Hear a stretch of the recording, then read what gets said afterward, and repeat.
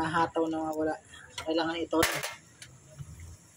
At sa kasi ito, bigyan ako ng issue na MBR1. Mataas ang ingat ng mga MBR1. Pagka kasi yung buto niya, MBR1 din. Modem ko po ako.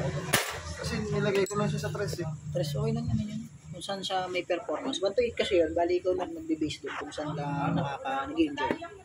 Pahingin pasungkit yung baling alin ako.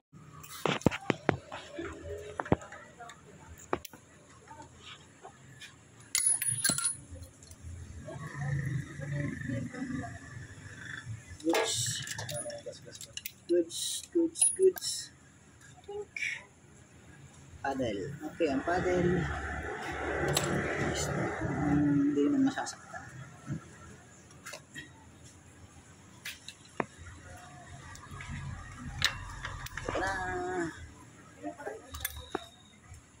Bingot, kaya maingay. Ang sakit. 3.5 agad. Ayan eh. Sabihin. Lagi na lang. Sa paddle lagi. Dinilit ko ang BBA ko. Wala na akong BBA. Inalis ko na. Upit eh. Ano? Upit. Long ba yan? Mamaya, titignan natin. Surprise pa yan. Manalain kang ito lang. Yari yan. Tumitama yan siguro. Possible may tama din. Kasi basta nasira to. Yung dalawang yan. Pagkano? Ito 3.5 tapos mas mahal yun.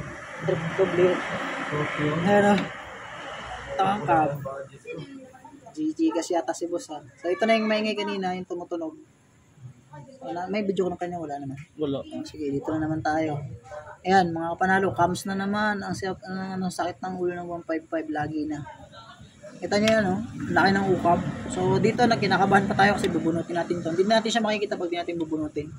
So, ang nangyari sa kanya ay possible wala to. Kasi yung paddle niya dito, ruler type. Pero kanina, ginaganto ko tong isang to. May nakita na agad ako something. Pero possible, wala tong. Kasi ito yung BBA niya, oh. Nasa center kasi yung BBA. So, once na may tama itong sa BBA part, ibig sabihin, nasisira din yung BBA paddle. Yan yung paddle sa baba. So, I hope na walang tama yon. So, hugutin natin yan. So, nasira sa kanya yung sa may part ng roller. Ayos na.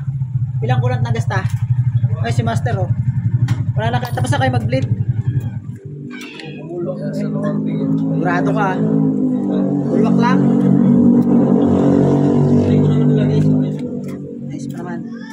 Kaayos-ayusan. Bala sila. Ito na guys. So, rocker arm na tayo. For intake. Woo, surprise. Okay, swerte. Comes lang. May problema. Swerte ni boss. Napakamahal ito mga panalo. So, 6,000 pesos yan. Itong part na to. So, wala siyang tama. So, okay. So, ito lang papalitan natin. Comes lang. Ayan, cams. Ayun. Pero masakit pa rin yung cams.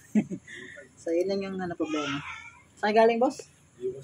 Imos Cavite. Yan, mga panalo. Galing pa ng Imos Cavite. So, hindi sila nagkamali ng pinuntahang shop dahil, kumbaga, pagpunta nila dito, mayroong pyesa, tapos, ganito yung pagkaka-check up. So, galing sa ibang mekaniko, kaso, may gas pang natunog, hindi nila chinek up. So, sayang. Buti na lang at naagapan din ni boss. So, papata natin ng bagong cams, wala na yung gas pang natunog. Alright. So yun mga panalo, ito na yung ating bagong cams. Ayan, may mga bingot. Ayan. Tapos ito yung ating bago. Ayan, makinis na makinis. So yun, sa mga naghahanap ng cams dyan, ng Sniper 155, available sa atin. Mayroon pa tayong 15 pieces dito. Ayun. Ako na yung code. Pakita na natin. Tapatan na. Ito yung code. Oh. Pag hinahanap nyo, sige. Dito marami yan sa shop. Yan yung code, Vietnam yan. Sa maghahanap, yan yung code. Pag kinuha nyo itong code na to, sure ball mo kukuha nyo. Huwag lang peki magbebenta. So, ikakabita na natin ang bagong cams. So, ito na boss.